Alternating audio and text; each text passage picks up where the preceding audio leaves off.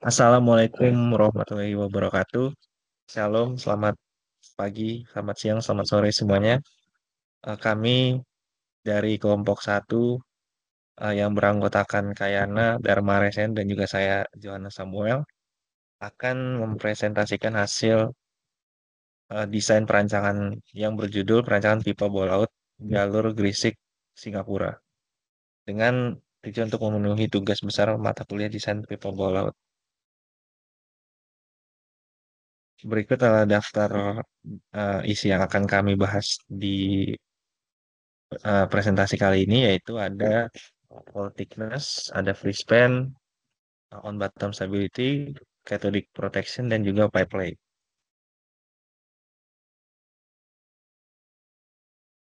Yang pertama, lokasi perencanaan yang kami tinjau di sini adalah pipa offshore transmisi jalur Grisik, Batam, hingga Singapura. Dengan panjang pipa yang kami gunakan itu ada sepanjang 163 km. Dapat dilihat pada gambar berikut, ini pipa yang sudah terpasang akan kami desain ulang dengan jalur yang berbeda. Selanjutnya akan dijelaskan oleh rekan saya. Selanjutnya itu kita melakukan analisis melalui software yang bernama QGIS dengan alat bantuan Aaron Pre-Processing Toolbox yang dimana akan mendeteksi daratan lautan seperti di gambar berikut. Kemudian setelah sudah ngeplotting area tertentu yang kita inginkan, keluarlah hasil pada di gambar kanan tersebut. Nah, lanjut. Selain itu kita mendapatkan hasil dari grafik potongan melintang dan peta kontur. Berdasarkan dari grafik kedalaman jalur pipa tersebut, terpolehlah hasil-hasil tiap pada zona. Contohnya zona 1 memiliki panjang jalur 37,143 meter dengan kedalaman maksimum minus 14 meter. Dan zona 2 33 dengan panjang jalur 33,1 meter dan kedalaman maksimum minus 25 meter. Untuk zona 3 panjang jalurnya 31,709 meter dan dengan kedalaman maksimum minus 33. Dan untuk zona 4 panjang jalur meternya 28,3757 meter serta kedalaman maksimumnya minus 32 meter. Dan untuk zona kelima panjang jalurnya 30,775 meter dan kedalaman maksimumnya minus 34. Lanjut.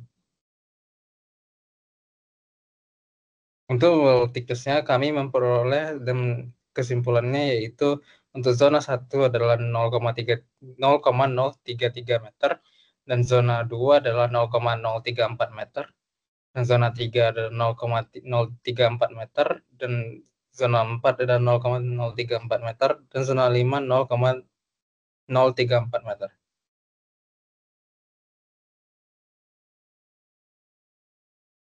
Nah, selanjutnya kita masuk ke on bottom stability, yaitu analisis untuk menentukan keseimbangan gaya dan berat yang krusial pada desain pipa dasar laut melalui pendekatan statis, kalibrasi atau dinamis yang menggunakan standar DNV RP F109, yang dimana kita apakah membutuhkan penambahan berat yang dilakukan untuk menjamin pipa tetap aman, stabil, dan tahan lama selama masa operasional. Parameter yang dibutuhkan dalam perancangan on bottom stability yaitu untuk pipeline desain parameternya sendiri dan juga soil parameter.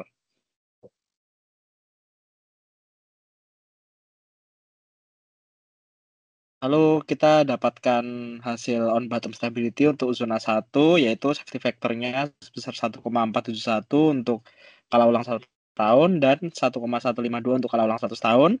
Di zona kedua didapatkan 2,27 untuk 1 tahun dan juga 1,423 untuk kala ulang 100 tahun. Untuk zona 3 didapatkan 1,173 untuk kala ulang 1 tahun dan juga 1,034 di kala ulang 100 tahun. Di zona 4 didapatkan 1,16 dan 1,014 di kala ulang 100 tahun dan juga zona 5 di 2,4 untuk kala ulang 1 tahun dan 2,245 untuk kala ulang 100 tahun.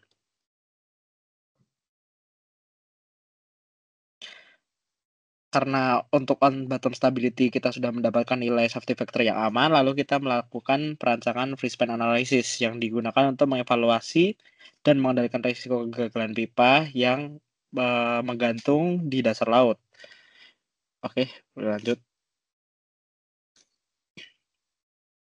Nah, ada dua tipe analisis free span, yaitu inline motion dan juga cross outflow, yang dimana inline motion itu disebabkan oleh arah getaran yang sejajar dengan arah aliran air, dan sedangkan untuk cross outflow-nya itu arah utama itu dari gerakan pipa tegak lurus dengan arah aliran air laut yang disebabkan oleh gaya lift akibat vortex shedding atau pelepasan pusaran aliran secara bergantian di kiri dan kanan pipa.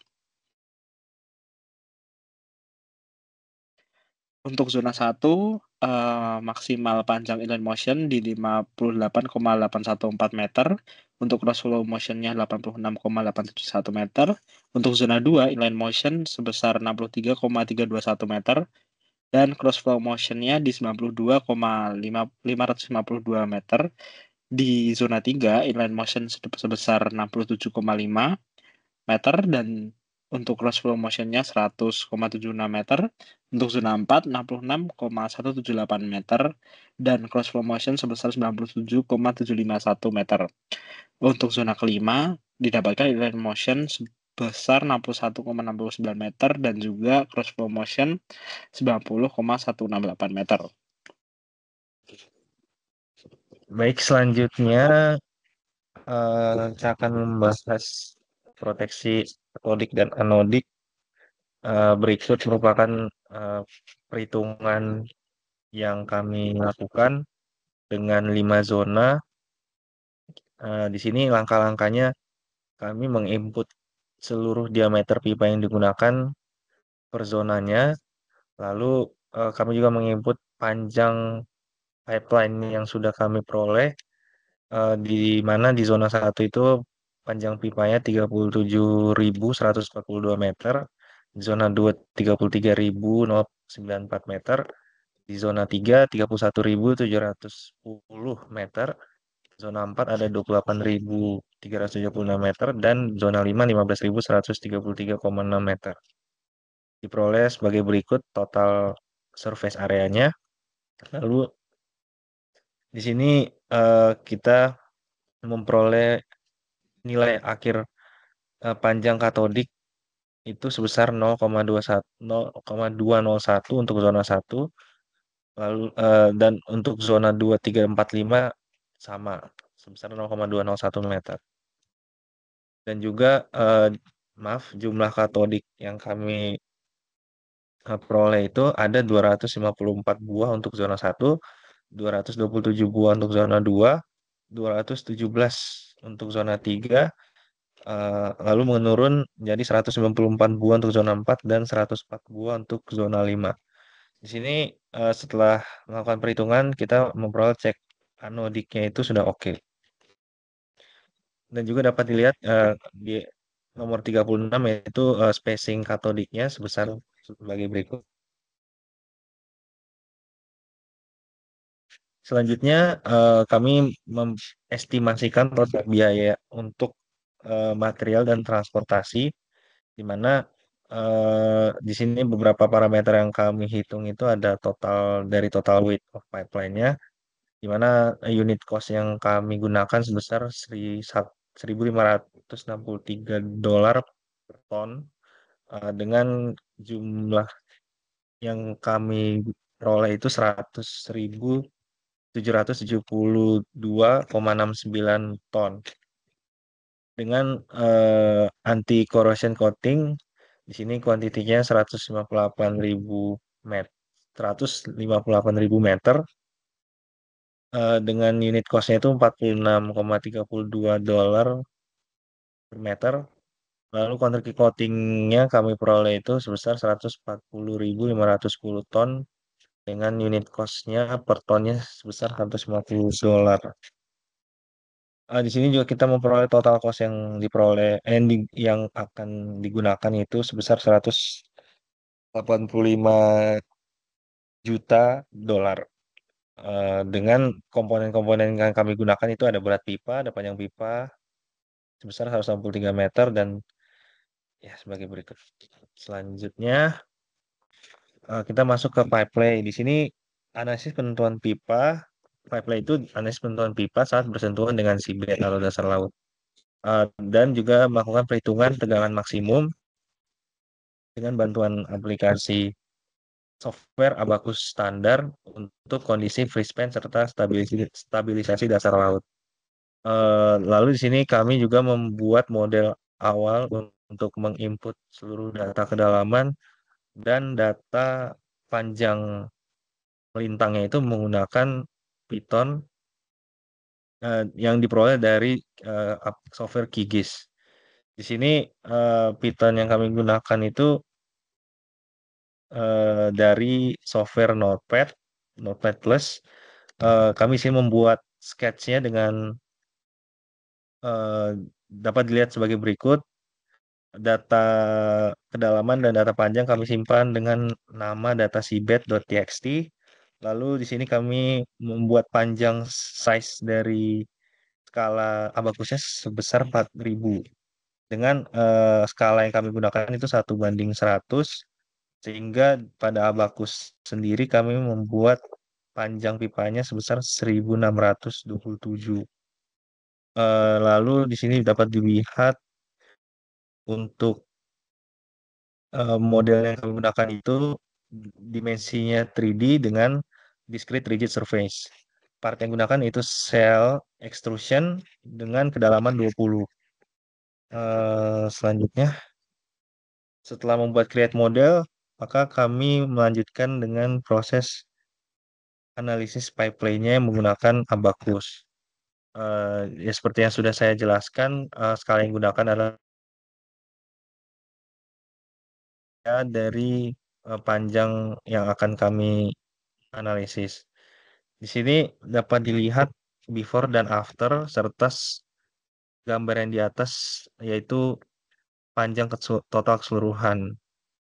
Di mana beban yang load yang kami gunakan itu ada dua, beban gravitasi dan beban pressure atau tegangan. Di sini tegangan atau S pada area kritis pada gambar before after diperoleh sebesar 2,88 E plus 6 Pascal. Lalu dari panjang seabed dan panjang pipa kami menggunakan gambar tersebut sebagai acuan karena berada pada area kritis atau area yang cukup curam sehingga pipa tersebut mengalami tegangan yang sangat besar di area tersebut, tidak sebesar di area-area lainnya. Itu berada pada zona 5 dengan zona 5 itu pada panjang pipa dari 1400 hingga 1600. Lalu dari sini ya dapat dilihat total increment size-nya itu ada 2, ada 46 dan juga step yang digunakan ada gravitasi dan juga ada pressure. Lalu tidak lupa juga kami menggunakan material APX65. Dari material tersebut kami menginput nilai density sebesar 7850 kg per meter kubik. Lalu kami memasukkan nilai elastik yaitu yang modulus dan lalu ada nilai plastik. Plastik ini kami menggunakan data stress strain tegangan dari tabel. Lalu selanjutnya, baik sekian yang dapat kami sampaikan untuk presentasi kali ini. Kurang lebihnya mohon maaf.